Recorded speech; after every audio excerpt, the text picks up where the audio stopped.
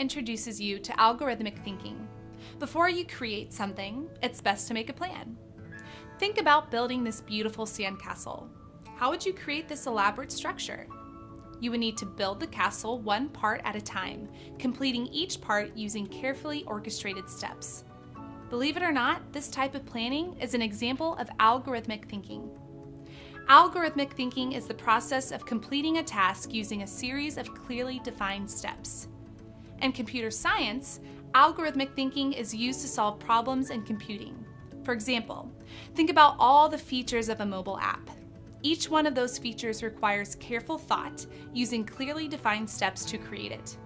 Even simple apps can have hundreds of steps to make them function correctly. Computer scientists work with customers or clients who will purchase the program, app, or device they design. Often the client is not familiar with the computer software used to create the product, so the computer scientist uses an algorithm to plan out the tasks required. An algorithm is a set of instructions used to carry out a task. Computer scientists write their algorithms using a simple natural language like English, so it's easier for their clients to understand.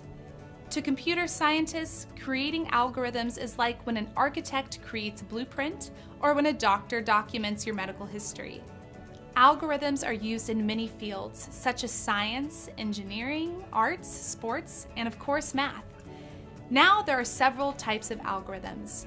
For this video, we're going to explore linear algorithms.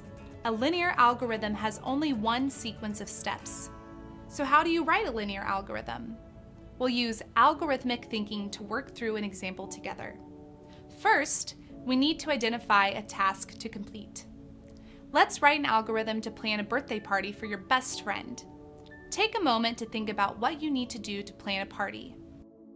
You'll need to purchase party decorations and put them up. So that means you'll have to clean up after the party.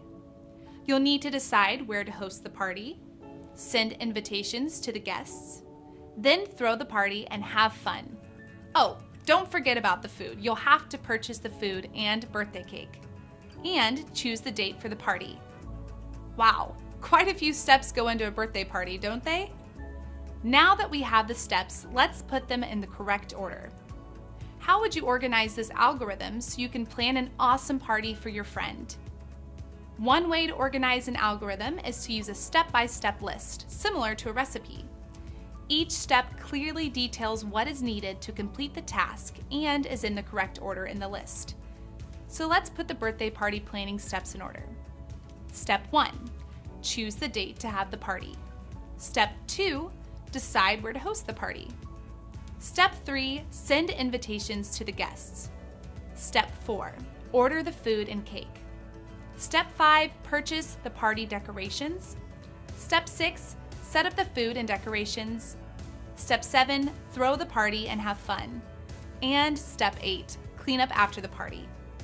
Now that the steps are organized, you can see how easy it would be for someone else to follow the directions and plan the party. This written list is just one way you can organize an algorithm. Another way is using a flowchart. A flowchart is a diagram that represents an algorithm using shapes and arrows.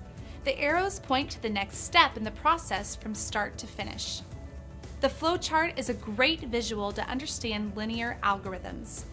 Notice that the sequence of steps for the party flow in a straight line. It's a linear flow. Similar to our party planning example, computer scientists create linear algorithms to instruct computers and devices to perform various tasks in a certain order. Now that you've learned about algorithmic thinking, you're ready to get started with creating your own algorithms.